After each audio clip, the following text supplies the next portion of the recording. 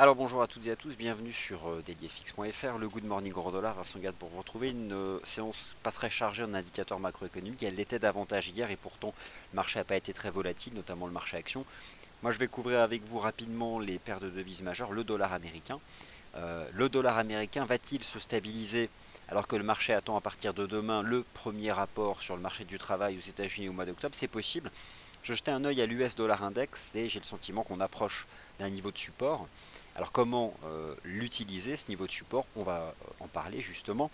La UD-USD qui se reprend parce que la Banque de réserve d'Australie, à travers déjà son action sur les taux, n'a rien fait. Statu quo, donc forcément renforcement du dollar australien, alors que le marché aurait pu s'attendre à autre chose après les chiffres de l'inflation la semaine dernière en Australie ou encore la sixième baisse de taux en l'espace de quelques mois de la Banque populaire de Chine. Je vais en parler de ce taux de change à UD-USD. L'euro-dollar, bon, bah, lui qui reste de manière générale sous sa résistance à 1,11 $ et sous pression, avec des accélérations haussières en séance qui retombent très vite. La livre sterling soutenue depuis quelques séances à quelques jours de la Banque d'Angleterre. Et enfin, peut-être une opportunité basée sur l'analyse technique du taux de change USD-CAD, alors que j'ai le sentiment que la reprise du prix du pétrole se tarit à court terme. Voilà en gros pour l'introduction. Vous avez sous les yeux l'avertissement sur les risques liés aux devises et aux produits CFD. Alors je commence justement par ce qui est peut-être la seule chose d'intéressante ce matin sur le marché des paires majeures, le taux de change USD-CAD. Deux choses, analyse technique. D'une part, depuis la forte reprise haussière de ce taux sur les 1,2836, j'ai étudié l'évolution du positionnement des traders particuliers. Ils restent majoritairement vendeurs, donc ça fait partie de l'opinion contraire des marchés financiers. C'est plutôt un facteur haussier, selon la participation de marché. D'autre part, eh bien, d'un point de vue de l'analyse technique, j'ai une hypothèse qui est celle d'un wedge, d'un biseau. Alors, il n'est pas hyper propre, j'avoue, c'est pas topissime, mais quand même, le niveau des 1,3050, c'est un support qui a fonctionné le 23 octobre. C'était plus ou moins le pullback du 23 octobre sur cette structure en épaule, tête-épaule inversée. La raison, comme disait Sylvain, voudrait qu'il faille attendre le débordement des 1,3116. 1,3116, si là le marché accélère, on peut en effet revoir 1,32. Mais la gestion du risque m'invite à dire que, au fond, pourquoi pas, en gérant son risque sous les 1,3050, 1,3070. Bon, ça, c'est une opportunité, je dirais, technique. Il y a dans l'esprit une divergence haussière, mais j'aime pas, mais il y a l'esprit en données horaires ici, j'aime pas parce qu'on est repassé entre temps à la neutralité. Il y a quand même l'esprit de la contradiction de momentum. Alors, ce qui serait vraiment bon pour l'USD CAD, c'est d'accélérer au-dessus des 1,3116. Si le marché n'accélère pas au-dessus des 1,3116, là ça deviendrait plus compliqué. En tout cas, j'ai regardé un peu les paires majeures, c'est celle qui me parle ce matin. Je vais parler de la UD-USD puisque je vois déjà les questions arriver sur ce taux de change. Voilà donc ce que je peux vous dire sur le taux USD-CAD. À la base, qu'est-ce qui m'a amené à m'intéresser à une stratégie d'achat du dollar américain? C'est deux choses. D'une part, potentiellement ce qui pourrait être une divergence haussière cachée en données 4 heures sur l'US dollar index de FXCM, avec la proximité d'un support à 12 000 points. L'analyse technique met souvent en avant les chiffres ronds pour leur dimension psychologique. Par exemple, vous avez les 11 000 points du DAX, qui ne sont pas un niveau de chartiste, mais un chiffre rond, qui peuvent à court terme rejeter les cours. Et bien sûr, l'US dollar index de FXCM, lorsque vous étudiez cet indice, eh bien, on peut observer le rôle support que peut parfois jouer les 12 000 points. Donc, ce marché approche des 12 000 points, alors que le RSI H4, lui, a basculé sous la neutralité, ce qui n'est pas le cas de l'action des prix. D'autre part, hier, l'économie américaine a produit des statistiques plutôt mitigées, à l'image d'ailleurs des statistiques chinoises. Rappelez-vous, on avait le PMI officiel décevant, le PMI non officiel plutôt bon. Hier, l'indice PMI de Markit était très bon pour les États-Unis, l'indice PMI de l'ISM était plutôt décevant. Donc, au final, le marché ne sait pas comment interpréter ces chiffres, puisqu'ils ont tendance à se neutraliser. Et au final, le marché, je pense, se reporte aux perspectives du marché du travail, puisque la Réserve fédérale des États-Unis, elle s'est positionnée sur ce marché du travail, et j'espère pour elle qu'elle ne s'est pas trompée, parce qu'il en va de sa crédibilité. La Fed, en substance, la semaine dernière, nous a dit « Je ne m'inquiète pas, le pire est derrière nous, les chiffres du mois de septembre sont transitoires, et bien si les chiffres du mois d'octobre sont mauvais, vive la transition, quoi. » Bref, en gros, elle se sera trompée. En tout cas, C'est donc ce que je soupçonne ce matin, la proximité d'un niveau de support à 12 000 points sur l'US Dollar Index, le FXM. C'est donc pour cette raison que je m'intéresse à des niveaux de support sur les paires en dollars. Et ce matin, la seule stratégie qui me semble intéressante, c'est l'achat de l'USD CAD. Avec un stop sous 1,3070, on vise d'abord 1,3116. Si le marché accélère au-dessus d'un 31,16, ça signifie qu'on sortira par le haut d'une structure en biseau descendant, qui est plutôt une structure de pause avant reprise haussière. Reprise de la tendance haussière qui a eu lieu entre le 15 octobre et le 28 octobre. Donc voilà en tout cas ce matin le taux de change qui m'intéresse sur le FX. Aujourd'hui, du point de vue des statistiques, pas grand chose hormis quelques chiffres américains, notamment les commandes industrielles que je suivrai avec vous cet après-midi. Voilà donc ce que je pouvais vous dire sur ce FX US Dollar Index proche d'un support, USD CAD sur support à l'ouverture de la session européenne avec potentiellement un potentiel justement de reprise. J'ai le sentiment aussi que le prix du pétrole voit sa reprise se tarir à court terme et donc ça milite en faveur là pour le coup d'une baisse du CAD. À côté de l'USD CAD, j'aime aussi beaucoup actuellement le range du GBP CAD. Petit bémol, le GBP s'est beaucoup repris ces dernières semaines et pourrait commencer à reculer, notamment parce que le GBP USD a atteint les 1,55 $.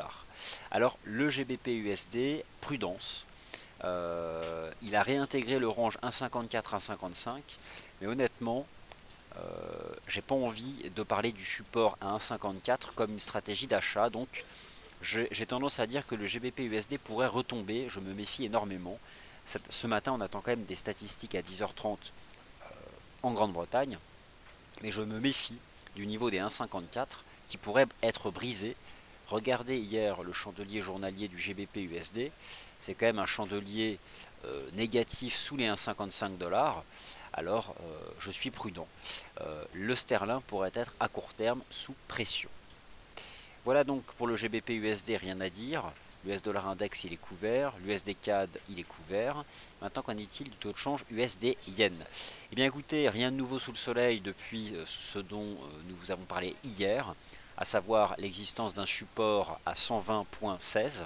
Le marché a rebondi hier sur 120,16, reste dans une dynamique de reprise sur le court terme. Et alors, on marque un peu le pas à court terme parce que les marchés actions temporisent légèrement après s'être repris hier dans la partie basse des ranges. Le DAX, le CAC, l'Eurostoxx 50, j'en parle dans le morning meeting. Mais en tous les cas, j'ai toujours ce sentiment que l'USD Yen pourrait poursuivre sa reprise vers 121,50 par exemple cette semaine. Il était sur support hier, il ne l'est plus. Alors maintenant, celui qui peut-être vous intéresse, l'AUD-USD. Alors d'une part, tout d'abord je vais être transparent, j'ai mis en évidence hier une résistance à 0,7181 pour une stratégie de vente, c'est invalidé. Pourquoi? Parce que le marché s'est repris violemment. J'ai des cassures haussières ici sur le RSI H4, donc il y a un momentum qui est positif sur l'AUD-USD parce que la RBA n'a pas semblé vouloir agir davantage d'ici la fin de l'année. Malgré tout, je vais vous remontrer ici un graphique en données hebdomadaires de l'AUD-USD. Je n'envisage pas de potentiel haussier sur l'AUD-USD tant que le marché reste couvert par cette ligne de tendance baissière en place depuis septembre 2014. Alors justement, si je zoome sur cette ligne de tendance haussière en place depuis septembre 2014, par contre, elle passe au-dessus du niveau actuel des cours. Elle est plutôt aux alentours des 0,7280. Alors, l'AUD-USD sur le court terme teste une ligne de résistance qui attrape tous ces sommets de marché. Pour autant, vu le momentum sur le court terme, je ne l'utiliserai pas pour une stratégie négative. La seule chose qui me ferait penser que l'AUD-USD est à nouveau en risque de baisse, ce serait de rebasculer sous les 0,7180. On est donc dans une dynamique de reprise, c'est beaucoup trop tard pour un achat parce que le marché revient sous cette oblique de résistance. Mais voilà, moi j'ai quand même le sentiment que malgré tout, l'AUD-USD pourrait rebaisser. Notamment s'il réintégrait les 0,7180. En tout cas pour le moyen terme, tant qu'on est positionné sous cette oblique, je n'y vois pas de perspective résolument haussière pour la fin d'année. Le NZD-USD, bah écoutez, pas grand chose à dire, si ce n'est que ce marché, en dépit de toutes les statistiques qui sont publiées, reste dans un range compris entre 0,67 et 0,68 sur le très court terme. Et même d'ailleurs sur le très court terme, on a une espèce de canal ici entre 0,67 $, 20 $ et 0,6790 $. Que dire sur le NZD USD? Ben, écoutez, pas grand chose, hormis voilà, le fait que, regardez en données 4 heures, alors c'est vrai que le marché avait cassé 0,67 pour finalement les reprendre, mais on reste couvert par cette oblique ici qui attrape les récents sommets. Écoutez, là-dedans, moi j'ai pas grand chose à vous dire, si ce n'est que c'est parfaitement neutre entre 0,6720 et 0,6780 $. Voilà, c'est tout. Enfin voilà, je vais pas me forcer. C'est un range, pour le coup, un vrai range rectangulaire. Euh, mais je n'envisage pas de stratégie de trading particulière, ni sur la UDUSD, ni sur le taux de change NZD-USD. Et je me méfie de cette reprise impulsive de la UDUSD qui pourrait retomber, je pense. Voilà. Donc, pour résumer le fond de la pensée, je soupçonne la proximité d'un support sur l'US dollar index à 12 000 points. J'apprécie le positionnement de l'USD CAD au-dessus de ce support compris entre 1,3050 et 1,3070. Cette zone des 1,3050, 1,3070 qui peut être utilisée pour gérer son risque, en clair positionner un stop, pour une stratégie positive sur le court terme. Et enfin, qu'en est-il du taux de change euro-dollar? Le taux de change euro-dollar, je reste avec une anticipation fermement baissière, vous le savez, sous les 1,1450. Bon, ça, vous m'avez entendu le répéter depuis la fin du mois d'août. Vous connaissez par cœur mon opinion. Pour ce qui est du court terme, je conserve une opinion négative sous les 1,11 $. Ça, ok, vous connaissez aussi mon point de vue. Maintenant, pour ce qui est du très court terme, je pense avoir trouvé comment suivre le taux de change. On a une ligne de tendance baissière qui attrape tous les sommets depuis le 23 octobre. Assez propre d'ailleurs. Vous prenez en fait les sommets depuis la cassure des 1,11. Vous êtes ici face à des chandeliers horaires. Vous avez donc un point ici, un point ici, un point ici, un point ici. Le marché reste couvert, mais on est soutenu à court terme par un support à 1,0990. Sur le court terme, l'euro-dollar est neutre, c'est un fait. Mais il est neutre entre cette oblique de résistance qui passe actuellement à 1,1050 et le support à 1,0990. Ça commence à devenir donc un peu plus limpide. Je pense que sur l'euro-dollar, on a un range 1,0990 $ et 1,1050 $. C'est la sortie de ce range qu'il faut surveiller. On en sort par le haut, on ira chercher 1,11. Et entre 1,11 et 1,1120, c'est vraiment short et ce serait la zone parfaite pour shorter. Ce qui vraiment mettrait un terme à la reprise technique de l'euro-dollar, ce serait de casser les 1,0990. Là, au moment où je vous parle, on est en plein milieu. Donc, je ne vais pas inventer la direction du marché, mais c'est le range à suivre. Et je pense que là, on commence à avoir une bonne construction technique intraday assez limpide sur l'euro-dollar à suivre en tout cas. Et bien voilà, je pense avoir répondu. Alors beaucoup de questions sur les paires croisées, c'est pas l'objet de cette émission, je vais quand même y répondre. Il y a en effet ce soir un discours de Mario Draghi à 19 h, c'est toujours important lorsqu'un patron de banque centrale s'exprime. Il y a une question sur l'USD-CHF, j'y réponds parce que c'est inversement corrélé à peu de choses près au taux de change euro-dollar. Et ce que je peux vous dire sur l'USD-CHF, c'est la même chose qu'hier. La zone support, elle est vraiment propre, je ne l'avais pas vue celle-là. C'est vrai que je vous ai parlé de l'USD-CAD, mais l'USD-CHF est probablement encore mieux. Bon, enfin je ne l'ai pas vu, j'en ai parlé hier, elle est encore sur mon graphique. Zone support entre 0,9830 et 0,9840 qui est toujours parfaite pour un achat et pour gérer son risque, donc 0,9830, 0,9840. Et quant à l'AUD-NZD, que dire sur l'AUD-NZD? Alors, j'ai le sentiment qu'on commence quand même à se stabiliser. On a tenu une extension importante ici à 1,0564. Le marché tente de sortir par le haut de ce canal. Je jette juste un œil au graphique H4, voir s'il n'y a pas quelque chose. Bon, si éventuellement on sera sorti par le haut de cette pattern. Le marché a quand même tenu ce support. Franchement, je vois rien de particulier sur le taux de change AUD NZD sur le court terme. Laissez-moi juste revenir. Non, il y a de toute façon, ce qui est positif, c'est le piège sous les 1,0572. À la base, la UDNZD, c'est simplement la force relative entre le dollar australien et le dollar néo-zélandais. D'un point de vue technique, je pense qu'on peut se reprendre à 1,0750 et c'est tout. C'est tout ce que m'indique l'analyse technique. La capacité de se reprendre peut être de 60 pips de plus. Mais au niveau actuel des cours, il n'y a plus de possibilité de gérer son risque. Donc je m'adresse éventuellement à ceux qui tiennent des positions, je ne sais pas dans quel sens d'ailleurs, mais j'ai le sentiment qu'à court terme, le momentum là intraday, avant les chiffres ce soir en Nouvelle-Zélande, peut porter ce marché à 1,0750.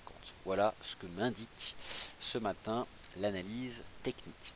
Pour résumer donc le Good Morning Euro-Dollar, je vois une opportunité intéressante sur l'USD CAD, une opportunité encore plus intéressante, je trouve, sur l'USD CHF à l'achat.